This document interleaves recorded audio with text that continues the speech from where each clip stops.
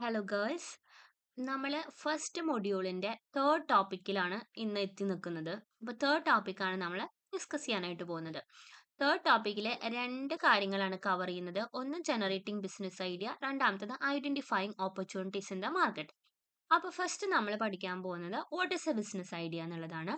ഈ കണ്ടന്റ് ഞാൻ നിങ്ങൾക്ക് ഓൾറെഡി ഷെയർ ചെയ്തിട്ടുണ്ട്. അപ്പോൾ നിങ്ങൾ അത് നോക്കണം. ലെക്ചർ നോട്ട് നാളത്തേക്ക് പ്രിപ്പയർ ചെയ്തിട്ട് വരണം. Okay, so what is A business idea എന്നുള്ളതാണ് നമ്മുടെ ഫസ്റ്റത്തെ ഡിസ്കഷൻ പോയിന്റ്. അപ്പൊ എന്താണ് ഒരു ബിസിനസ് ഐഡിയ? എന്തിന്റെ ബേസിസിലാണ്, എന്ത് കോൺസെപ്റ്റിന്റെ ബേസിസിലാണ് ഒരു ബിസിനസ് ബിൽഡ് ചെയ്യപ്പെടുന്നത്, ഒരു ബിസിനസ് രൂപകൽപ്പന ചെയ്യപ്പെടുന്നത്? ആ ഒരു കോൺസെപ്റ്റിനെയാണ് ബിസിനസ് ഐഡിയ എന്ന് പറയുന്നത്. ഈ കോൺസെപ്റ്റ് എന്ന് പറയുന്നത് ചിലപ്പോൾ നമ്മൾ മുന്നേ ഫേസ് ചെയ്ത എന്തെങ്കിലും ഒരു പ്രോബ്ലത്തിനുള്ള സൊല്യൂഷൻ ആയിരിക്കാം, അതല്ലെങ്കിൽ നമ്മളുടെ എന്തെങ്കിലും ഒരു അൺസാറ്റിസ്ഫൈഡ് ആയിട്ടുള്ള നീഡ് ആയിരിക്കാം, അല്ലെങ്കിൽ നമ്മുടെ എന്തെങ്കിലും ഡിസയർ ആയിരിക്കാം. It can be anything like that. Okay, അപ്പൊ എന്ത് കോൺസെപ്റ്റിന്റെ ബേസിസിലാണോ ഒരു ബിസിനസ് ബിൽഡ് ചെയ്യപ്പെടുന്നത്, അതിനെയാണ് ബിസിനസ് ഐഡിയ എന്ന് പറയുന്നത്. ഇനി നമുക്ക് നല്ലൊരു ബിസിനസ് ഐഡിയയുടെ കുറച്ച് ക്യാരക്ടറിസ്റ്റിക്സ് കാണാം. അതിൽ ഫസ്റ്റത്തത് solves a real problem or fulfils a need എന്ന് പറഞ്ഞാൽ എന്താണ്? നല്ല ബിസിനസ് ഐഡിയ എപ്പോഴും ഒരു പ്രോബ്ലത്തിനുള്ള സൊല്യൂഷൻ ആയിരിക്കും, അതുപോലെ തന്നെ ഒരു അൺസാറ്റിസ്ഫൈഡ് ആയിട്ടുള്ള ഒരു നീഡിനെ ഫുൾഫിൽ ചെയ്യുന്നതായിരിക്കും. രണ്ടാമത്തത് മാർക്കറ്റ് ഡിമാൻഡ് ആണ്.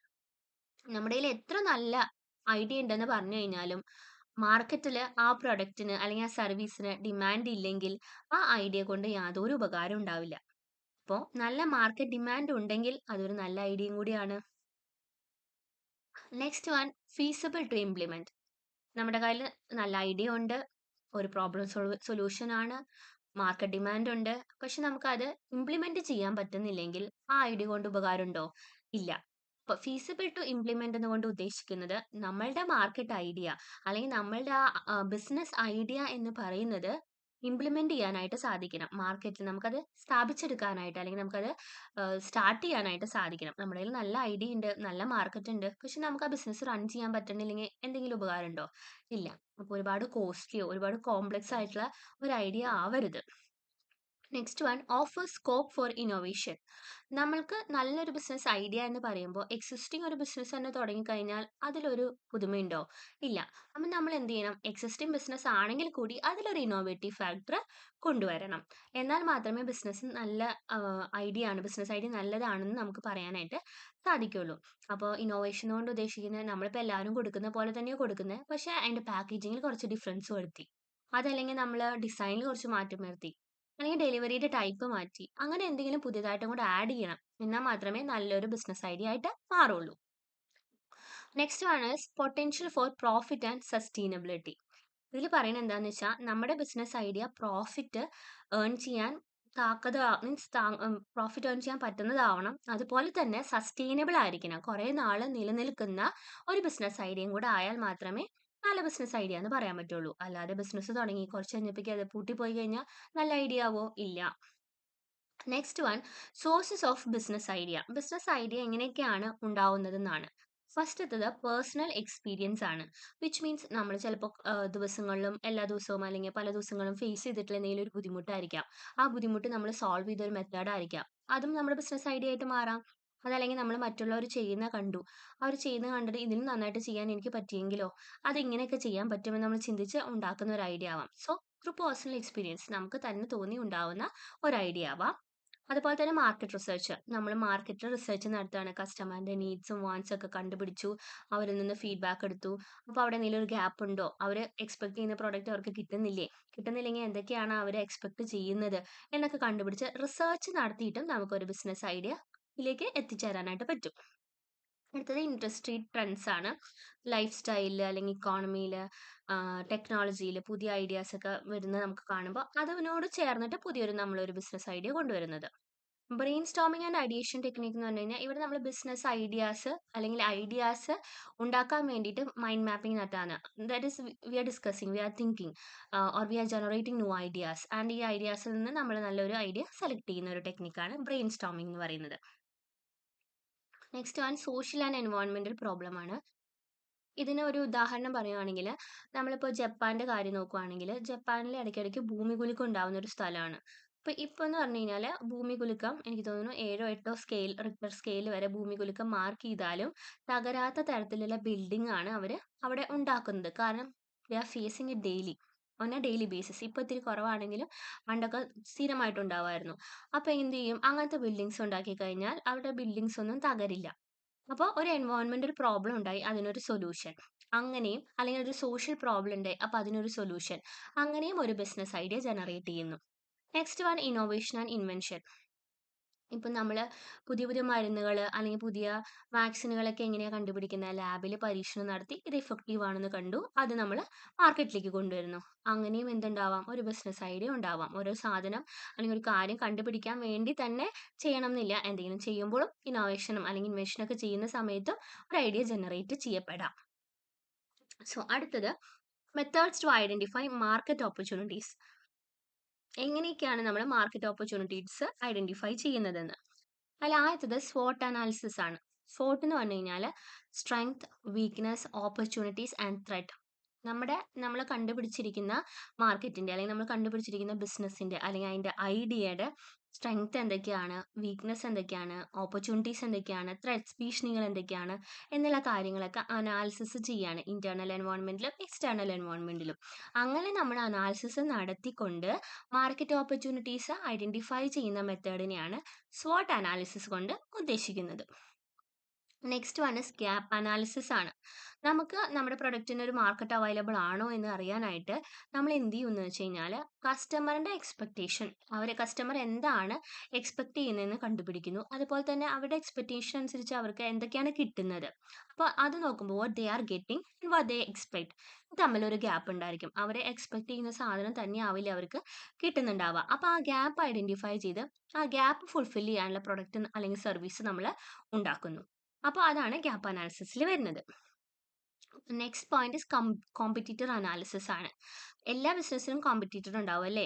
അപ്പോൾ ഈ കോമ്പറ്റീറ്റർ എന്താണ് ഓഫർ ചെയ്യുന്നത്, അവർ എന്ത് പ്രൊഡക്റ്റാണ് കൊടുക്കുന്നതെന്ന് നമ്മൾ മനസ്സിലാക്കി അവർ പ്രൊഡക്റ്റിന്റെ കുറവുകൾ മനസ്സിലാക്കി ആ കുറവുകൾ നികത്തുന്ന രീതിയിലുള്ള പ്രൊഡക്റ്റ് നമ്മൾ അല്ലെങ്കിൽ സർവീസ് നമ്മൾ ഇറക്കണം. അതാണ് കോമ്പറ്റീറ്റർ അനാലിസിസിൽ പറയുന്നത്.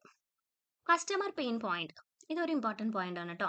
പെയിൻ പോയിന്റ് എന്ന് പറഞ്ഞു കഴിഞ്ഞാൽ കസ്റ്റമർ ഫേസ് ചെയ്യുന്ന പ്രോബ്ലം അല്ലെങ്കിൽ കസ്റ്റമർ ഫ്രസ്ട്രേറ്റഡ് ആവുന്ന കാര്യങ്ങളെയാണ് കസ്റ്റമർ പെയിൻ പോയിന്റ് കൊണ്ട് ഉദ്ദേശിക്കുന്നത്. അപ്പോൾ കസ്റ്റമറിന് ഏതൊക്കെ ബുദ്ധിമുട്ടുണ്ടെന്നുള്ളത് ഐഡന്റിഫൈ ചെയ്യാം. അത് ഫീഡ്ബാക്ക് വഴിയാവാം, ഇന്റർവ്യൂ വഴിയാവാം, റിവ്യൂ സിസ്റ്റം വഴിയാവാം. അപ്പോൾ ഇതൊക്കെ നമ്മൾ കളക്ട് ചെയ്തിട്ട് അതിനൊരു സൊല്യൂഷൻ കൊടുക്കും. അപ്പോൾ അങ്ങനെയും നമുക്ക് മാർക്കറ്റ് ഓപ്പർച്യൂണിറ്റീസ് ഐഡന്റിഫൈ ചെയ്യാം. അപ്പോൾ കസ്റ്റമറിന് ഇന്ന ബുദ്ധിമുട്ടുണ്ടെന്ന് പറഞ്ഞു കഴിഞ്ഞാൽ അത് മാറ്റുന്ന പുതിയൊരു പ്രൊഡക്റ്റ് നമുക്ക് കൊണ്ടുവരാം. അല്ലെങ്കിൽ നമ്മുടെ എക്സിസ്റ്റിംഗ് പ്രൊഡക്റ്റിൽ ആ പുതിയ ഫീച്ചർ നമുക്ക് ആഡ് ചെയ്യാം. ലൈക്ക് ദാറ്റ് നമുക്ക് ആ പ്രോബ്ലം സോൾവ് ചെയ്യാം. അടുത്തത് ട്രെൻഡ് അനാലിസിസ് ആണ്. ട്രെൻഡ് അനാലിസിസിൽ എങ്ങനെയാണ്? ഈ ട്രെൻഡ് അനാലിസിസ് എന്ന് പറഞ്ഞാൽ കൺസ്യൂമറിന്റെ ബിഹേവിയർ അല്ലെങ്കിൽ ടെക്നോളജിയിൽ വരുന്ന മാറ്റങ്ങൾ, ഇൻഡസ്ട്രിയിൽ വരുന്ന മാറ്റങ്ങൾ കുറേ നാളത്തേക്ക്, ട്രെൻഡ് എന്ന് പറഞ്ഞാൽ ഒരു ദിവസം കൊണ്ടുണ്ടാവുന്നല്ലോ, വർഷങ്ങൾ കൊണ്ടുണ്ടാവുന്ന. അപ്പോൾ ഈ വർഷങ്ങളോളം ഇത് സ്റ്റഡി ചെയ്യും. എന്നിട്ട് അതനുസരിച്ച് നമ്മൾ മാർക്കറ്റ് ഓപ്പർച്യൂണിറ്റി കണ്ടുപിടിക്കും. അപ്പോൾ നമ്മൾ ഇപ്പോൾ നമ്മൾ നോക്കുകയാണ്, ഇപ്പോൾ എല്ലാ ബിസിനസ്സും ഓൺലൈനാണ്. ഇതാണ് ആ ട്രെൻഡ്, ഓൺലൈൻ. അപ്പോൾ നമ്മൾ പുതിയൊരു ബിസിനസ് തുടങ്ങുമ്പോൾ ഓഫ്ലൈൻ മാത്രമായിട്ട് തുടങ്ങി അത് വിജയിക്കോ? ഇല്ല. അത് നമുക്ക് മനസ്സിലാവണമെങ്കിൽ നമ്മൾ എന്ത് ചെയ്യണം? ട്രെൻഡ് അനാലിസിസ് നടത്തണം. അടുത്തത് പോർട്ടേഴ്സ് 5 ഫോഴ്സസ് ആണ്. ഈ ഒരു ടൂൾ ഉപയോഗിച്ചുകൊണ്ട് നമുക്ക് മാർക്കറ്റ് ഓപ്പർച്യൂണിറ്റീസ് ഐഡന്റിഫൈ ചെയ്യാനായിട്ട് സാധിക്കും. എങ്ങനെയൊക്കെയാണെന്ന് വെച്ച് കഴിഞ്ഞാൽ ഈ പോയിന്റിൽ നമ്മൾ 5 കാര്യങ്ങളാണ് പഠിക്കുന്നത്. ഒന്ന് കോമ്പറ്റീഷൻ, നമ്മുടെ കോമ്പറ്റീറ്റേഴ്സ് ആരാണ്, കോമ്പറ്റേറ്റീവ് പ്രൊഡക്റ്റ് ഏതൊക്കെയാണെന്ന് മനസ്സിലാക്കുന്നു. ന്യൂ എൻട്രൻസ്, നമ്മളിങ്ങനെ ഒരു ബിസിനസ് തുടങ്ങിക്കഴിഞ്ഞാൽ പുതിയതായിട്ട് ആരൊക്കെ ഇതിലേക്ക് ഇൻവോൾവ് ആവാൻ സാധ്യതയുണ്ട് എന്നുള്ളത് നമ്മൾ മനസ്സിലാക്കുന്നു. ബയർ പവർ, ഈ പ്രൊഡക്റ്റ് വാങ്ങാനായിട്ട് ഏതൊക്കെ ബയേഴ്സ് ആണ് ഉണ്ടാവുക. അതായത് നമ്മൾ ഒരുപാട് കോസ്റ്റ്ലി ആയിട്ടുള്ള ആൾക്കാർ പ്രൊഡക്റ്റ് ആണ് വിൽക്കുന്നതെങ്കിൽ അത് ഹയർ ഇൻകം ഗ്രൂപ്പിന് മാത്രമേ വാങ്ങാൻ പറ്റുള്ളൂ. അപ്പോൾ അങ്ങനെ ബയർ പവർ മനസ്സിലാക്കുക. സപ്ലയർ പവർ, നമുക്കിപ്പോൾ ഒരു സപ്ലയർ ഇല്ലെങ്കിൽ നമ്മളുടെ സപ്ലൈ നിന്ന് പോവോ അല്ലെങ്കിൽ കൂടുതൽ സപ്ലയേഴ്സ് നമുക്ക് കിട്ടുമോ എന്നുള്ളത് നമ്മൾ മനസ്സിലാക്കണം. അടുത്തത് സബ്സ്റ്റിറ്റ്യൂട്ട് പ്രൊഡക്റ്റ്. സബ്സ്റ്റിറ്റ്യൂട്ട് പ്രൊഡക്റ്റ് എന്ന് പറഞ്ഞാൽ ഇപ്പം നമ്മുടെ നമ്മൾ ചായപ്പൊടിയാണ് വിൽക്കണേന്ന് വിചാരിക്കാം. ചായയുടെ സബ്സ്റ്റിറ്റ്യൂട്ട് എന്താ? കോഫി. ചായ ഇല്ലെങ്കിൽ എന്തുണ്ടാവും? കോഫി ഉണ്ടാവും. പെട്രോളിന്റെ സബ്സ്റ്റിറ്റ്യൂട്ട് എന്താ? ഡീസൽ. Like that. അങ്ങനെ നമ്മുടെ പ്രൊഡക്റ്റിന്റെ സബ്സ്റ്റിറ്റ്യൂട്ട് പ്രൊഡക്ട്സും കൂടി നമ്മൾ മനസ്സിലാക്കി വെക്കണം. കാരണം നമ്മുടെ പ്രൊഡക്റ്റ് ഇല്ലെങ്കിൽ ഈ പ്രൊഡക്റ്റ് കയറി മാർക്കറ്റ് പിടിക്കും. അപ്പം നമ്മൾ അതും കൂടെ നോക്കണം. ദെൻ ഇവാലുവേറ്റിംഗ് ബിസിനസ് ഓപ്പർച്യൂണിറ്റീസ് ആണ്. എങ്ങനെയാണ് നമ്മൾ ബിസിനസ് ഓപ്പർച്യൂണിറ്റീനെ ഇവാലുവേറ്റ് ചെയ്യേണ്ടതെന്ന്. അപ്പം നല്ല ഓപ്പർച്യൂണിറ്റി ആണെങ്കിൽ അതിന് നല്ല പൊട്ടൻഷ്യൽ കസ്റ്റമേഴ്സ് ഉണ്ടായിരിക്കും, വലിയ മാർക്കറ്റ് ഉണ്ടായിരിക്കും, ഗ്രോത്ത് എക്സ്പെക്ട് ചെയ്യാൻ പറ്റും, വലിയ ഡിമാൻഡ് ഒക്കെ ഉണ്ടാവും. അപ്പം നമ്മുടെ പ്രൊഡക്റ്റിന് അല്ലെങ്കിൽ നമ്മുടെ സർവീസിന് എത്രത്തോളം മാർക്കറ്റ് സൈസിനെ ക്യാപ്ചർ ചെയ്യാൻ പറ്റും, എത്രത്തോളം ഡിമാൻഡ് അതിന് ക്രിയേറ്റ് ചെയ്യാൻ പറ്റും എന്ന് നമ്മൾ മനസ്സിലാക്കണം. നെക്സ്റ്റ് വൺ ടാർഗറ്റ് ഓഡിയൻസ് ആണ്. ടാർഗറ്റ് ഓഡിയൻസ് എന്ന് പറഞ്ഞു കഴിഞ്ഞാൽ നമ്മൾ ചിന്തിക്കുകയാണ് ഇവരൊക്കെ നമ്മുടെ പ്രൊഡക്റ്റ് വാങ്ങുമെന്ന്. അങ്ങനെ നമ്മൾ ടാർഗറ്റ് ചെയ്തിരിക്കുന്ന ഓഡിയൻസ്, നമ്മൾ ആർക്ക് വേണ്ടിയാണോ ഈ പ്രൊഡക്റ്റ് ഉണ്ടാക്കുന്നത്, ആർക്ക് വേണ്ടിയാണോ പരസ്യം ചെയ്യുന്നത്, അവരെയാണ് ടാർഗറ്റ് ഓഡിയൻസ് എന്ന് പറയുന്നത്. അപ്പോൾ ഈ ടാർഗറ്റ് ഓഡിയൻസിനെ നമ്മൾ പ്രോപ്പറായിട്ട് മോണിറ്റർ ചെയ്ത് അവർക്ക് പ്രൊമോഷൻസും കാര്യങ്ങളും കൊടുക്കണം, കറക്റ്റായിട്ട് കമ്മ്യൂണിക്കേറ്റ് ചെയ്യണം. എന്നാൽ മാത്രമേ നമുക്ക് ബിസിനസ് വളർത്താനായിട്ട് സാധിക്കുകയുള്ളൂ. അടുത്തത് പ്രോഫിറ്റബിലിറ്റി പൊട്ടൻഷ്യൽ ആണ്. ഈ ഒരു പോയിന്റിൽ പറഞ്ഞതെന്ന് വെച്ച് കഴിഞ്ഞാൽ നമ്മുടെ ഐഡിയയ്ക്ക് എപ്പോഴും പ്രോഫിറ്റ് ജനറേറ്റ് ചെയ്യാനായിട്ട് പറ്റണം. നമ്മുടെ ബിസിനസ് ഐഡിയയ്ക്ക് പ്രോഫിറ്റ് ജനറേറ്റ് ചെയ്യാൻ പറ്റില്ലെങ്കിൽ നമ്മുടെ ബിസിനസ് ലോസിലായിരിക്കും. അപ്പോൾ നമ്മൾ ബിസിനസ് ഓപ്പർച്യൂണിറ്റി ഐഡന്റിഫൈ ചെയ്യുന്ന സമയത്ത് നമ്മൾ ഇവാലുവേറ്റ് ചെയ്യേണ്ട മെയിൻ കാര്യം നമ്മുടെ ബിസിനസ്സിന് ലാഭം കൊണ്ടുവരാൻ പറ്റുമോ ഇല്ലയോ എന്നുള്ളതാണ്. അപ്പോൾ അത് കൃത്യമായിട്ട് നോക്കണം. അടുത്തത് റിസോഴ്സസ് അവൈലബിലിറ്റി ആണ്. ഈ പോയിന്റിൽ പറയുന്നത് എന്താണെന്ന് വെച്ച് കഴിഞ്ഞാൽ നമ്മുടെ ബിസിനസ്സിന് ആവശ്യമായിട്ടുള്ള റിസോഴ്സസ് എന്തൊക്കെയാണെന്ന് നോക്കാം. ജോലിക്കാർ വേണോ, റോ മെറ്റീരിയൽ വേണോ, മെഷീനറീസ് വേണോ, സ്ഥലങ്ങൾ വേണോ, ബിൽഡിംഗ് വേണോ, ഇതൊക്കെ നമ്മൾ ആദ്യം എത്ര വേണമെന്ന് നോക്കുക. എന്നിട്ട് ഇതൊക്കെ കിട്ടാനുള്ള സാഹചര്യം നമുക്കുണ്ടോ എന്നുള്ളത് നോക്കുക. ഈ റിസോഴ്സസ് അവൈലബിൾ അല്ലെങ്കിൽ നമുക്ക് ബിസിനസ് ചെയ്യാനായിട്ട് സാധിക്കില്ല. അടുത്തത് സ്കെയിലബിലിറ്റി ആണ്. സ്കെയിലബിലിറ്റി കൊണ്ട് ഉദ്ദേശിക്കുന്നത് നമ്മൾക്ക് പ്രൊഡക്ഷൻ കൂട്ടണം, പക്ഷെ കോസ്റ്റ് കൂടാൻ പാടില്ല. കോസ്റ്റ് കൂടാതെ പ്രൊഡക്ഷൻ കൂട്ടാനുള്ള കപ്പാസിറ്റി നമ്മുടെ ഐഡിയയ്ക്ക് ഉണ്ടോ എന്നുള്ളത് നമ്മൾ അന്വേഷിക്കണം. കോമ്പറ്റീഷൻ. നമ്മുടെ കോമ്പറ്റീറ്റേഴ്സ് ആരൊക്കെയാണ്? അവരെന്ത് തരം പ്രൊഡക്റ്റ് ആണ് ഉണ്ടാക്കുന്നത്? അവർ ആ പ്രൊഡക്റ്റിന് പ്രൈസ് ചെയ്തിരിക്കുന്ന എമൗണ്ട് എത്രയാണ്? അവർക്ക് അപ്രോക്സിമേറ്റ്ലി വരുന്ന കോസ്റ്റ് എന്തൊക്കെയാണ്? ഇതൊക്കെ നമ്മൾ മനസ്സിലാക്കണം. എന്നാലാണ് നമുക്ക് ഒരു പ്രൈസിങ് അല്ലെങ്കിൽ നമുക്കൊരു അഡ്വർടൈസ്മെന്റ് ക്യാമ്പയിൻ ഒക്കെ സെറ്റ് ചെയ്യാനായിട്ട് പറ്റുള്ളൂ. കാരണം അവരെക്കാൾ മുകളിൽ നമ്മുടെ പ്രൊഡക്റ്റ് നിൽക്കണ്ടേ. Next one legal and ethical feasibility ആണ്. നമ്മുടെ പ്രൊഡക്റ്റ് റൂൾസ് ആൻഡ് റെഗുലേഷൻസ് അനുസരിച്ച് തന്നെ വേണം പോകാനായിട്ട്. അത് ഫുൾഫിൽ ചെയ്യണം. ആ നാട്ടിലെ റൂൾസും റെഗുലേഷനും ഫുൾഫിൽ ചെയ്യണം. അതുപോലെ തന്നെ നമ്മളിപ്പോൾ പ്രൊഡക്റ്റ് ഒരു പേറ്റന്റ് ഉള്ളതോ അല്ലെങ്കിൽ കോപ്പിറൈറ്റ് ഉള്ളതാണെങ്കിൽ അത് നമ്മൾ പ്രോപ്പറായിട്ട് വാങ്ങി വെക്കുക തന്നെ വേണം. ഇനി നമ്മൾ എന്തൊക്കെ മിസ്റ്റേക്സ് അവോയ്ഡ് ചെയ്യണം എന്നുള്ളതാണ് പറയുന്നത്. കസ്റ്റമർ ഫീഡ്ബാക്ക് ഒരിക്കലും നമ്മൾ ഇഗ്നോർ ചെയ്യാനായിട്ട് പറ്റില്ല, പാടില്ല. കാരണം എന്താണ്? കസ്റ്റമർ ആണ് നമ്മുടെ കിങ് എന്ന് പറഞ്ഞത്. അപ്പോൾ ഒരിക്കലും അവരെ നമ്മൾ ഇഗ്നോർ ചെയ്യാനായിട്ട് പാടില്ല. അടുത്തത് കോപ്പിയിങ് വിത്തൗട്ട് ഇന്നോവേഷൻ. നമ്മളിപ്പോൾ ഒരു പ്രൊഡക്റ്റ് മറ്റുള്ളവർ ഉണ്ടാക്കുന്ന അതേ പ്രൊഡക്റ്റ് തന്നെയാണ് നമ്മൾ കോപ്പി ചെയ്ത് ഉണ്ടാക്കുന്നത്. പക്ഷെ അതിലൊരു ഇന്നോവേറ്റീവ് ആയിട്ട് ഒന്നും നമ്മൾ ആഡ് ചെയ്തില്ലെങ്കിൽ നമ്മുടെ പ്രൊഡക്റ്റ് ഫെയിലിയർ ആയിട്ട് പോകും. Under estimating competition. കോമ്പറ്റീറ്ററിനെ നമ്മൾ ഒരിക്കലും അണ്ടർ എസ്റ്റിമേറ്റ് ചെയ്യാനായിട്ട് പാടില്ല. നമ്മൾ ചിന്തിക്കുകയാണ് നമ്മുടെ പ്രൊഡക്റ്റ് അവരെക്കാളും നല്ലതാണ്, അപ്പോൾ നമുക്ക് സെയിൽസ് കൂടും എന്നുള്ള ചിന്തയിൽ നമ്മൾ ഇരുന്ന് കഴിഞ്ഞാൽ one day they will overcome us. അപ്പോൾ അങ്ങനെ നമ്മൾ ചിന്തിക്കാനായിട്ട് പാടില്ല. പിന്നെ മാർക്കറ്റ് റിസർച്ച് ഇല്ലാതെ ഒരിക്കലും ഒരു ബിസിനസ് സ്റ്റാർട്ട് ചെയ്യരുത്. ആ ബിസിനസ്സിന് സക്സസ് കിട്ടുമോ ഇല്ലയോ എന്നുള്ളത് ഇനീഷ്യലി നമുക്ക് എന്ത് വഴി അറിയാൻ പറ്റും? മാർക്കറ്റ് റിസർച്ച് വഴി നമുക്ക് അറിയാനായിട്ട് സാധിക്കും. അപ്പോൾ എപ്പോഴും മാർക്കറ്റ് റിസർച്ചോട് കൂടെ തന്നെയേ ഒരു പ്രൊജക്റ്റ് അതല്ലെങ്കിൽ ഒരു ബിസിനസ് ഐഡിയ നമ്മൾ സ്റ്റാർട്ട് ചെയ്യാനായിട്ട് പാടുള്ളൂ. Following in love with the idea.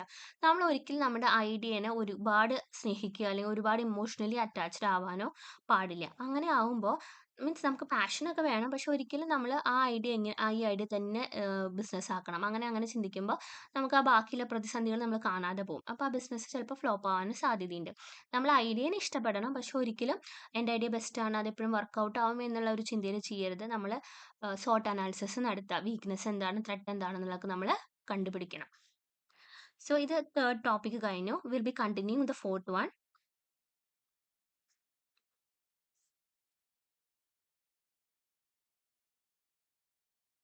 Fourth one പറഞ്ഞു കഴിഞ്ഞാൽ ഇവാലുവേറ്റിംഗ്. ഇതിപ്പോൾ ആ ടോപ്പിക്കിനോട് ചേർന്ന് വരുന്നതാണ് കേട്ടോ, അതിൻ്റെ ഒരു കണ്ടിന്യൂവേഷൻ തന്നെയാണ്. ഇത് യൂണിറ്റിൽ നിന്ന് ഞാൻ മനസ്സിലാവാനിട്ടതാണ്, ഇതൊരു ടോപ്പിക്ക് മാത്രമാണ് കേട്ടോ. നമുക്ക് ഫസ്റ്റ് മൊഡ്യൂളിലുള്ള 4 ടോപ്പിക്കുകളാണ് ഉള്ളത്. അതിൽ 2 നമ്മൾ ക്ലാസ്സിൽ വെച്ചെടുത്തു, മൂന്നാമത്തെ ഇപ്പോൾ ഫസ്റ്റ് ക്ലാസ്സിൽ കഴിഞ്ഞു, ആൻഡ് 4ാമത്തെ ടോപ്പിക്കാണിത്. Evaluating market opportunities and identifying customer needs. എങ്ങനെയൊക്കെ നമ്മളിപ്പോൾ പറഞ്ഞ മാർക്കറ്റ് ഓപ്പർച്യൂണിറ്റീസിനെ എങ്ങനെയൊക്കെ ഇവാലുവേറ്റ് ചെയ്യണം, അതുപോലെ തന്നെ എങ്ങനെയൊക്കെ അതിനെ ഐഡന്റിഫൈ ചെയ്യണം എന്നുള്ളതാണ് പറയുന്നത്. അപ്പോൾ മാർക്കറ്റ് ഓപ്പർച്യൂണിറ്റീസിൽ ആദ്യം തന്നെ മാർക്കറ്റ് ഓപ്പർച്യൂണിറ്റി എന്താണെന്ന് നമുക്കറിയണം. മാർക്കറ്റ് ഓപ്പർച്യൂണിറ്റി എന്ന് പറഞ്ഞു കഴിഞ്ഞാൽ നമ്മുടെ ബിസിനസ് ഓപ്പർച്യൂണിറ്റി ഉണ്ടോ എന്നുള്ളത് നമ്മൾ നോക്കുന്നതാണ്. ഫോർ എക്സാമ്പിൾ നമ്മളിവിടെ നോക്കുകയാണ്, ഏതെങ്കിലും ബിസിനസ്സിന്റെ അല്ലെങ്കിൽ ഏതെങ്കിലും പ്രൊഡക്റ്റ് അല്ലെങ്കിൽ ഏതെങ്കിലും ഏരിയാസ് അൺമെറ്റ് ആയിട്ടുണ്ടോ? അതല്ലെങ്കിൽ അവരുടെ ആവശ്യങ്ങൾ പരിഗണിക്കപ്പെടാതിരുന്നിട്ടുണ്ടോ? അല്ലെങ്കിൽ ആ ആവശ്യങ്ങൾക്ക് അനുസരിച്ചുള്ള പ്രൊഡക്റ്റ് അവൈലബിൾ ആയിട്ട് ഇല്ലേ? എന്നുള്ളതൊക്കെ നമ്മൾ ചെക്ക് ചെയ്യുന്നതിനെയാണ് മാർക്കറ്റ് ഓപ്പർച്യൂണിറ്റി കൊണ്ട് ഉദ്ദേശിക്കുന്നത്. So it is a favorable situation where a business can meet an unmet or undeserved need and create value for customers. അപ്പോൾ അതിനെയാണ് മാർക്കറ്റ് ഓപ്പർച്യൂണിറ്റി കൊണ്ട് ഉദ്ദേശിക്കുന്നത്. ഇവിടെ ഈ മാർക്കറ്റ് ഓപ്പർച്യൂണിറ്റി ബിസിനസ്സിന് റിയൽ പ്രോബ്ലംസ് കണ്ടുപിടിക്കാനായിട്ടും ഇന്നോവേഷനെ എൻകറേജ് ചെയ്യിപ്പിക്കാനായിട്ടും റിസ്ക് കുറയ്ക്കാനായിട്ടൊക്കെ ഹെൽപ്പ് ചെയ്യുന്നുണ്ട്. അതിന് 2 എക്സാമ്പിൾ കൊടുത്തിട്ടുണ്ട്. You should read it. ഈ കണ്ടന്റ് ഞാൻ നിങ്ങൾക്ക് ഷെയർ ചെയ്യാം. Next one sources of market opportunities ആണ്. എങ്ങനെയൊക്കെയാണ് മാർക്കറ്റ് ഓപ്പർച്യൂണിറ്റീസിനെ കുറിച്ച് നമ്മൾ അറിയുന്നത് എന്നുള്ളതാണ്. എന്തൊക്കെ മാർക്കറ്റ് ഓപ്പർച്യൂണിറ്റി ഉണ്ടെന്ന് നമ്മൾ എങ്ങനെയൊക്കെ അറിയാൻ പറ്റും. അതിൽ ഫസ്റ്റത്തത് കസ്റ്റമർ ഫീഡ്ബാക്ക് ആണ്. കസ്റ്റമറിന്റെ ഫീഡ്ബാക്ക് നോക്കാം. അതിലെന്തെങ്കിലും കുറവുകൾ പറഞ്ഞിട്ടുണ്ടോ, അതല്ലെങ്കിൽ എന്തെങ്കിലും സജഷൻസ് ഉണ്ടോ എന്നുള്ളതൊക്കെ നമ്മൾ കണ്ടുപിടിച്ച് ആ സജഷൻസിനനുസരിച്ചുള്ള അല്ലെങ്കിൽ ആ കുറവുകൾക്ക് അനുസരിച്ചുള്ള കാര്യങ്ങൾ നമ്മൾ ചെയ്യുകയാണെങ്കിൽ നമുക്കൊരു പുതിയ ബിസിനസ് ഓപ്പർച്യൂണിറ്റി കണ്ടുപിടിക്കാനായിട്ട് സാധിക്കും. ഇവിടെ ഒരു ഉദാഹരണം പറഞ്ഞിരിക്കുന്നത് റൂറൽ ഏരിയാസിൽ കസ്റ്റമേഴ്സിനുള്ള ഒരു പ്രോബ്ലം സ്ലോ ഇന്റർനെറ്റ് ആണ്. അപ്പോൾ റൂറൽ ഏരിയാസിൽ ഹൈ ഇന്റർനെറ്റ് കൊടുക്കാൻ പറ്റുന്ന ഒരു കമ്പനി വന്നു കഴിഞ്ഞാൽ ഇറ്റ് വിൽ ബി ബെനിഫിഷ്യൽ. അതിന് കൂടുതൽ മാർക്കറ്റബിലിറ്റി കിട്ടും. അപ്പോൾ അങ്ങനെ ആണ് ഐഡന്റിഫൈ ചെയ്യേണ്ടത്. രണ്ടാമത്തത് കോമ്പറ്റീറ്റർ അനാലിസിസ്. നമ്മൾ കോമ്പറ്റീറ്ററുടെ പ്രൊഡക്റ്റ് നോക്കുക. ആ പ്രൊഡക്റ്റിന് എന്തൊക്കെ കുറവുണ്ടെന്ന് നോക്കുക. ആ കുറവുകൾ നമ്മൾ എന്താക്കുക, നമ്മുടെ പുതിയ പ്രൊഡക്റ്റ് ആയിട്ട് മാറ്റുക. അപ്പോൾ അങ്ങനെ നമുക്ക് മാർക്കറ്റ് ഓപ്പർച്യൂണിറ്റി കണ്ടുപിടിക്കാനായിട്ട് പറ്റും. അപ്പോൾ നമ്മളൊരു പ്രൊഡക്റ്റ് അല്ലെങ്കിൽ നമ്മുടെ കോമ്പറ്റീറ്ററുടെ പ്രൊഡക്റ്റ് നോക്കുമ്പോൾ അതിൽ ഈ ഫീച്ചർ ഇല്ല. ഇപ്പം നേരത്തെ പറഞ്ഞ കേസ് നമുക്ക് ഇവിടെ എടുക്കാനായിട്ട് പറ്റും. നമ്മുടെ എയർടെൽ ആണെന്ന് വിചാരിക്കാം. എയർടെലും വോഡഫോണും. അപ്പോൾ എയർടെലിൻ്റെ കുറേ കസ്റ്റമേഴ്സ് ഉണ്ട്, പക്ഷേ സ്ലോ ഇന്റർനെറ്റ് ആണ് പ്രോബ്ലം. അപ്പോൾ എന്ത് ചെയ്യാം, വോഡഫോണ് പുതിയ സ്കീം ഇറക്കാം. അപ്പോൾ കോമ്പറ്റീറ്ററിന് ഇല്ലാത്തത് ഇവർക്ക് ചെയ്യാം. അപ്പോൾ അങ്ങനെ എന്ത് ചെയ്യാൻ പറ്റും, ഒരു മാർക്കറ്റ് ഓപ്പർച്യൂണിറ്റി കണ്ടുപിടിക്കാനായിട്ട് പറ്റും. നെക്സ്റ്റ് വൺ റെഗുലേറ്ററി ചേഞ്ചസ് ആണ്. Wait a second. Third one ആണ് കേട്ടോ, തെറ്റിപ്പോയതാണ്. ടെക്നോളജിക്കൽ ഇന്നോവേഷൻ ആണ്. ടെക്നോളജിക്കൽ ഇന്നോവേഷനിൽ പറഞ്ഞതെന്ന് വെച്ച് കഴിഞ്ഞാൽ നമ്മൾ പുതിയ ഒരു ബിസിനസ് അല്ലെങ്കിൽ പുതിയ ഐഡിയ കൊണ്ടുവരുമ്പോൾ അതിലൊരു ടെക്നോളജിക്കൽ അഡ്വാൻസ്മെന്റ് കൊണ്ടുവരാം. നമുക്കിപ്പോൾ തറ തുടയ്ക്കാനായിട്ട് മോപ്പുകൾ ഉണ്ടായിരുന്നു. ഇപ്പോൾ എങ്ങനെയാണ്, you have seen that AI ആയിട്ടുള്ള ഒരു ക്ലീനർ വന്നിട്ടില്ലേ, റൗണ്ട് ഷേപ്പിലുള്ളത്. അതിങ്ങനെ തന്നെ നമ്മൾ ഓട്ടോമാറ്റിക്കലി നമ്മൾ ജസ്റ്റ് ഇൻസ്ട്രക്ഷൻ കൊടുത്തു കഴിഞ്ഞാൽ തന്നെ പോയി തുടച്ചു വരും. സോ ടെക്നോളജിയാണ് അവിടെ ഇൻസ്റ്റാൾ ചെയ്തിരിക്കുന്നത്. അതിനൊരുപാട് ഹൈറ്റ് ഉണ്ടായിട്ടുണ്ട് ആ ബിസിനസ്സിന്. ലൈക്ക് ദാറ്റ് ടെക്നോളജിക്കൽ ചേഞ്ചസ് അല്ലെങ്കിൽ ടെക്നോളജിക്കൽ ആയിട്ടുള്ള കാര്യങ്ങൾ നമുക്ക് ബിസിനസ്സിൽ ക്രിയേറ്റ് ചെയ്തിട്ട് കൂടുതൽ, അതായത് മാർക്കറ്റ് ഓപ്പർച്യൂണിറ്റി നമുക്ക് ക്രിയേറ്റ് ചെയ്യാനായിട്ട് സാധിക്കും. ഇതുവരെ ആരും ചെയ്യാത്ത കാര്യം നമ്മൾ ഒരു ടെക്നോളജി ഇംപ്ലിമെന്റ് ചെയ്തുകൊണ്ട് നമുക്ക് നേടാനായിട്ട് സാധിക്കും. അടുത്തത് റെഗുലേറ്ററി ചേഞ്ചസ് ആണ്. ഇപ്പോൾ അതിനൊരു ഉദാഹരണം ഇവിടെ പറഞ്ഞിട്ടുണ്ട്. പ്ലാസ്റ്റിക് ബാഗുകൾ ഉപയോഗിക്കാൻ പാടില്ല. അപ്പോൾ നമ്മൾ എന്ത് ചെയ്യുന്നു, പേപ്പർ ബാഗുകൾ അല്ലെങ്കിൽ കുറേ നാൾ നിലനിൽക്കുന്ന തരത്തിലുള്ള കാർഡ്ബോർഡ് ടൈപ്പ് ബാഗുകൾ, അങ്ങനെയുള്ള ബാഗുകൾ അല്ലെങ്കിൽ ക്ലോത്ത് ബാഗുകൾ നമ്മൾ ഇറക്കണം. അപ്പോൾ ഒരു നിയമം മാറിയതുകൊണ്ട് അല്ലെങ്കിൽ ഒരു റെഗുലേറ്ററി ചേഞ്ച് കൊണ്ട് നമുക്ക് എന്തുണ്ടാക്കാൻ പറ്റും, ഒരു മാർക്കറ്റ് ഓപ്പർച്യൂണിറ്റി കണ്ടുപിടിക്കാനായിട്ട് സാധിക്കും. അടുത്തത് ട്രെൻഡ് ആൻഡ് മെഗാ ട്രെൻഡ് ആണ്. എന്തൊക്കെ ട്രെൻഡ്സ് ആണ് നടക്കുന്നത്? ഇപ്പം നമ്മുടെ നാട്ടിൽ വെസ്റ്റേൺ ക്ലോത്ത്സിന് ഒരു ട്രെൻഡ് നടക്കുന്നു. അപ്പോൾ നമുക്കൊരു വെസ്റ്റേൺ ക്ലോത്ത്സിന്റെ ഒരു ഷോപ്പ് തുടങ്ങാം.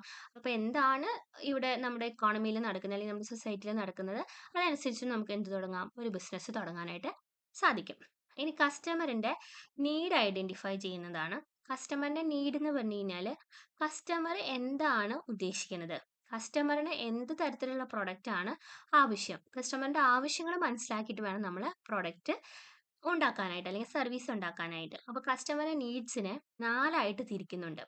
Stated needs, real needs, unstated needs, delight needs. Stated needs നോക്കാം. What customers explicitly say they want. Stated needs എന്ന് പറഞ്ഞാൽ അവർക്ക് എന്താണ് വേണ്ടതെന്ന് അവർ പറയും. അങ്ങനെയുള്ള നീഡ്സിനെയാണ് സ്റ്റേറ്റഡ് നീഡ്സ് കൊണ്ട് ഉദ്ദേശിക്കുന്നത്. എക്സാമ്പിൾ നിങ്ങൾ വായിക്കണേ. രണ്ടാമത്തത് റിയൽ നീഡ്സ് ആണ്. റിയൽ നീഡ്സ് എന്ന് പറഞ്ഞു കഴിഞ്ഞാൽ അവിടെ ഒരു സ്റ്റേറ്റഡ് നീഡ് ഉണ്ടായിരിക്കും, പക്ഷെ അതിന്റെ പിന്നിൽ വേറൊരു നീഡും കൂടെ ഉണ്ടായിരിക്കും. അപ്പൊ നിങ്ങൾ നേരത്തെ പറഞ്ഞ എക്സാമ്പിളിൽ I wanted a laptop with good, ഞാൻ നേരത്തെ പറഞ്ഞാണ് കേട്ടോ, സോറി, ഞാൻ മിക്സ് ചെയ്തത്. I wanted a laptop with good battery life, അതാണ് സ്റ്റേറ്റഡ് നീഡ്. എൻ്റെ ആവശ്യം എന്താണ്, എനിക്ക് ഒരു ലാപ്ടോപ്പ് വേണം നല്ല ബാറ്ററി ലൈഫ് ഉള്ളത്. റിയൽ നീഡ് എന്ന് പറഞ്ഞാൽ എന്താ, ഞാൻ ഒരുപാട് ട്രാവൽ ചെയ്യുന്ന ആളാണ്, അതുകൊണ്ട് ലോങ് അവേഴ്സിലേക്കുള്ള ഡിവൈസസ് ആണ് എനിക്ക് ആവശ്യം. അപ്പോൾ റിയൽ നീഡ്സ് എന്ന് പറഞ്ഞു കഴിഞ്ഞാൽ നമ്മൾ സ്റ്റേറ്റഡ് നീഡ് പറയുന്നതിന്റെ പിന്നിലുള്ള ഉദ്ദേശമാണ് real need. അൺസ്റ്റേറ്റഡ് needs. Unstated needs എന്ന് പറഞ്ഞു കഴിഞ്ഞാൽ നമ്മൾ എക്സ്പെക്ട് ചെയ്യുന്നുണ്ട്, പക്ഷെ നമ്മൾ അത് എക്സ്പ്രസ് ചെയ്യുന്നില്ല, പക്ഷെ അത് നമുക്ക് ഇമ്പോർട്ടൻ്റ് ആണ്. അങ്ങനെയുള്ളതാണ് അൺസ്റ്റേറ്റഡ് നീഡ്സ്. ഡിലൈറ്റഡ് നീഡ്സ് എന്ന് പറഞ്ഞു കഴിഞ്ഞാൽ സർപ്രൈസ് നീഡ്സ് ആണ്. ലൈക്ക് നമുക്ക് എന്തെങ്കിലും ഒരു ബെനിഫിറ്റ്സോ അല്ലെങ്കിൽ ഫീച്ചേഴ്സോ സർപ്രൈസ് ആയിട്ട് കിട്ടുന്നത്. ഇവിടെ ഒരു ഉദാഹരണം പറഞ്ഞിരിക്കുന്നത്, നമ്മൾ ഇന്നൊരു ഡെലിവറി നടത്തി, മീൻസ് നമ്മൾ എന്തെങ്കിലും കാര്യം ഓൺലൈനിൽ ഓർഡർ ചെയ്ത് നമുക്കൊരു ഡെലിവറി കിട്ടി, നാളെ ഓർഡർ ചെയ്ത് കഴിഞ്ഞാൽ നമുക്ക് ഡെലിവറി ചാർജ് ഇല്ല. ലൈക്ക് അങ്ങനെ ഡിലൈറ്റ്ഫുൾ ആയിട്ടുള്ള കാര്യങ്ങൾ ചെയ്യുന്നതാണ് ഡിലൈറ്റ്ഫുൾ നീഡ്സ്. ഇനി methods to identify customer needs. കസ്റ്റമറിന്റെ നീഡ്സ് എങ്ങനെയൊക്കെ ഐഡന്റിഫൈ ചെയ്യാം? സർവേ നടത്തി ക്വസ്റ്റ്യനെയർ കൊടുത്ത് അവരുടെ പെയിൻ പോയിന്റ്സ്, പ്രിഫറൻസസ്, സാറ്റിസ്ഫാക്ഷൻ ലെവലൊക്കെ നമുക്ക് അറിയാനായിട്ട് പറ്റും. ഇന്റർവ്യൂസ് നടത്താം, ഫോക്കസ് ഗ്രൂപ്പ്, ഒരു കുറച്ച് ആൾക്കാരെ ഗ്രൂപ്പിൽ ഇരുത്തിയിട്ട് അവരോട് കാര്യങ്ങൾ ചോദിച്ചിട്ട് നമുക്ക് അവരുടെ നീഡ്സ് മനസ്സിലാക്കാനായിട്ട് സാധിക്കും. ഒബ്സർവേഷൻ, നമ്മൾ ആൾക്കാരെ നിരീക്ഷിച്ചുകൊണ്ട് അല്ലെങ്കിൽ സിറ്റുവേഷൻ നിരീക്ഷിച്ചുകൊണ്ടും നമുക്ക് അവർക്ക് എന്തൊക്കെ ആവശ്യങ്ങളുണ്ടെന്നുള്ളത് മനസ്സിലാക്കാനായിട്ട് സാധിക്കും. സോഷ്യൽ മീഡിയ ലിസണിങ്, സോഷ്യൽ മീഡിയയിൽ റിവ്യൂസ്, ഫീഡ്ബാക്കുകൾ, ഓൺലൈൻ കോൺവെർസേഷൻസ് ഒക്കെ ശ്രദ്ധിച്ചു കഴിഞ്ഞാലും അവിടെയും എന്തൊക്കെ ആവശ്യങ്ങളുണ്ടെന്നുള്ളത് നമുക്ക് മനസ്സിലാക്കാനായിട്ട് പറ്റും. അതായത് കസ്റ്റമർ ജേർണി മാപ്പിംഗ് ആണ്. ഇതിലെങ്ങനെയാണെന്ന് വെച്ച് കഴിഞ്ഞാൽ കസ്റ്റമറിൻ്റെ ഫുൾ എക്സ്പീരിയൻസ്, അല്ലെങ്കിൽ ആ ഒരു പ്രൊഡക്റ്റ് വാങ്ങി അല്ലെങ്കിൽ ഒരു സർവീസ് എടുത്തതിന് ശേഷം അവരെന്തിലൂടെയൊക്കെ കടന്നു പോകുന്നു എന്നുള്ളത് ഐഡൻറ്റിഫൈ ചെയ്ത് അവർക്ക് വരുന്ന കുറവുകളൊക്കെ മനസ്സിലാക്കി നമുക്ക് അവരുടെ നീഡ്സ് മനസ്സിലാക്കാനായിട്ട് സാധിക്കും. Market data, trend analysis, sales data റിപ്പോർട്ടുകൾ, അങ്ങനെയുള്ള റിപ്പോർട്ട്സ്, പേപ്പറിൽ വരുന്ന റിപ്പോർട്ടുകൾ, ഇതൊക്കെ മനസ്സിലാക്കി വായിച്ചുകൊണ്ട് നമുക്ക് കസ്റ്റമറുടെ ആവശ്യങ്ങൾ എന്തൊക്കെയാണെന്നുള്ളത് മനസ്സിലാക്കാനായിട്ട് സാധിക്കും. Next one, evaluating and identified opportunity. നമ്മളിപ്പോൾ അവരുടെ ഓപ്പർച്യൂണിറ്റി ഒക്കെ ഐഡൻറ്റിഫൈ ചെയ്ത് കഴിഞ്ഞ് കഴിഞ്ഞാൽ അത് നമ്മൾ ക്രിട്ടിക്കലി ഇവാലുവേറ്റ് ചെയ്യണം. അതായത് കൃത്യമായിട്ട് അനാലിസിസ് ചെയ്യണം. ആ ഒരു പ്രൊസീജിയറിനെയാണ് വർത്ത് പെർസ്യൂയിങ് എന്ന് പറയുന്നത്. അപ്പോൾ എങ്ങനെയൊക്കെ ഇവാലുവേറ്റ് ചെയ്യാം എന്നുള്ളൊരു 5 പോയിന്റ് അവിടെ കൊടുത്തിട്ടുണ്ട്. ശരിക്കും ഈ പ്രോബ്ലം റിയൽ ആണോ, അർജന്റ് ആണോ, മാർക്കറ്റ് ശരിക്കും മീൻസ് ലാർജ് ആണോ, അല്ലെങ്കിൽ കസ്റ്റമേഴ്സ് പേ ചെയ്യാൻ വില്ലിംഗ് ആണോ, കോമ്പറ്റീറ്റീവ് അഡ്വാൻറ്റേജസ് ഉണ്ടാവുമോ, ഫീസിബിൾ ആണോ, സ്കെയിലബിൾ ആണോ, ഇങ്ങനെ ഇത്രയും കാര്യങ്ങൾ. ഇത് മാത്രമല്ല, ഒരുപാട് വേറെയും കാര്യങ്ങളൊക്കെ നമ്മൾ ക്വസ്റ്റ്യൻ ചെയ്തുകൊണ്ട് നമുക്ക് പ്രോപ്പറായിട്ട് ഐഡൻറ്റിഫൈ ചെയ്യാനായിട്ട് സാധിക്കും മാർക്കറ്റ് ഓപ്പർച്യൂണിറ്റീസ്. അടുത്തത്, tools to evaluate market opportunities. നമ്മൾ ഒരു പ്രാവശ്യം ഡിസ്കസ് ചെയ്തതാണ്. എങ്ങനെയൊക്കെയാണ് മാർക്കറ്റ് ഓപ്പർച്യൂണിറ്റീസ് നമ്മൾ ഇവാലുവേറ്റ് ചെയ്യേണ്ടത്? SWOT അനാലിസിസ് വഴി നമ്മുടെ മാർക്കറ്റ് ഓപ്പർച്യൂണിറ്റിയുടെ അല്ലെങ്കിൽ നമ്മൾ കണ്ടുപിടിച്ചിരിക്കുന്ന ബിസിനസ്സിൻ്റെ സ്ട്രെങ്ത്തും വീക്ക്നെസ്സും ഓപ്പർച്യൂണിറ്റീസും ത്രെറ്റും ഒക്കെ അനാലിസിസ് ചെയ്യുന്നത് വഴി നമുക്ക് മാർക്കറ്റ് ഓപ്പർച്യൂണിറ്റീനെ ഇവാലുവേറ്റ് ചെയ്യാനായിട്ട് സാധിക്കും. ദെൻ ഇതിൽ കുറച്ച് മിസ്സിംഗ് ആണ് കേട്ടോ, ഞാനത് വായിക്കാം. പോർട്ടേഴ്സ് 5 ഫോഴ്സസ് എന്ന് പറഞ്ഞിട്ട് ഒരു സ്കീമും കൂടി ഉണ്ട്. പോർട്ടേഴ്സ് 5 ഫോഴ്സസിൽ 5 കാര്യങ്ങളാണ് അനാലിസിസ് ചെയ്യുന്നത്. എത്രത്തോളം നമുക്ക് കോമ്പറ്റീറ്റീവ് ഇൻറ്റൻസിറ്റി ഉണ്ട്, സപ്ലയർ പവർ ഉണ്ട്, കസ്റ്റമർ പവർ ഉണ്ട്, ത്രെറ്റ്സ് എന്തൊക്കെയാണ്, സബ്സ്റ്റിറ്റ്യൂട്ട് എന്തൊക്കെയാണ്, ന്യൂ എൻട്രൻസ് ആരൊക്കെയാണ് എന്നുള്ളത് നോക്കിക്കൊണ്ട് നമുക്ക് പോർട്ടർ ഫോഴ്സസ് ഉപയോഗിച്ച് മാർക്കറ്റ് ഓപ്പർച്യൂണിറ്റി കണ്ടുപിടിക്കാനായിട്ട് സാധിക്കും. അടുത്തത് പെസ്റ്റൽ അനാലിസിസ് ആണ്. പെസ്റ്റൽ അനാലിസിസ് എന്ന് പറഞ്ഞു കഴിഞ്ഞാൽ പൊളിറ്റിക്കൽ, ഇക്കണോമിക്, സോഷ്യൽ, ടെക്നോളജിക്കൽ, എൻവയോൺമെന്റൽ ആൻഡ് ലീഗൽ ഫാക്ടേഴ്സ്, ഇത്രയും ഫാക്ടേഴ്സിനെ നമ്മൾ ഐഡന്റിഫൈ ചെയ്യാണ്. നമ്മുടെ ബിസിനസ് ഓപ്പർച്യൂണിറ്റിയുടെ പൊളിറ്റിക്കൽ ഫാക്ടറും ഇക്കണോമിക്കൽ ഫാക്ടറും സോഷ്യൽ ഫാക്ടറും പിന്നെ പറഞ്ഞിട്ടുള്ള എല്ലാ ഫാക്ടേഴ്സും അനാലിസിസ് ചെയ്തുകൊണ്ട് നമുക്ക് മാർക്കറ്റിൽ സസ്റ്റെയിൻ ചെയ്യാൻ പറ്റുമെന്നുള്ളത് നമ്മൾ അനാലിസിസ് ചെയ്യുന്നു. അടുത്തത് വാല്യൂ പ്രൊപ്പോസിഷൻ ക്യാൻവാസ് ആണ്. വാല്യൂ പ്രൊപ്പോസിഷൻ ക്യാൻവാസ് എന്ന് പറഞ്ഞു കഴിഞ്ഞാൽ കസ്റ്റമറിന്റെ പെയിൻ പോയിന്റ്സ് നമ്മൾ അനലൈസ് ചെയ്യുന്നു, അത് നമ്മൾ വിഷ്വലൈസ് ചെയ്യുന്നു. ദെൻ നമ്മുടെ പ്രൊഡക്റ്റ് ബെനിഫിറ്റ്സും ആയിട്ട് അതിനെ കമ്പയർ ചെയ്യുന്നു. ഫോർ എക്സാമ്പിൾ, കസ്റ്റമർ ഇന്ന ബുദ്ധിമുട്ടുകൾ ഫേസ് ചെയ്തിട്ടുണ്ട്, പെയിൻ പോയിന്റ്സ്, അതായത് അവർക്ക് അത്രയും പെയിൻ പോയിന്റ്സ് ഉണ്ടെന്ന് നമ്മൾ മനസ്സിലാക്കി കഴിഞ്ഞ് കഴിഞ്ഞാൽ നമ്മുടെ പ്രൊഡക്റ്റ് ഈ പെയിൻ പോയിന്റ്സിനെ ഇല്ലാതാക്കുമെന്ന് നമ്മൾ നോക്കുന്നു. അതിനെയാണ് വാല്യൂ പ്രൊപ്പോസിഷൻ ക്യാൻവാസ് എന്ന് പറയുന്നത്. അപ്പോൾ ഇത്ര പോർഷൻ നന്നായിട്ട് വായിക്കുക, ലെക്ചർ നോട്ട് ഉണ്ടാക്കുക, നാളെ വരിക. Thank you.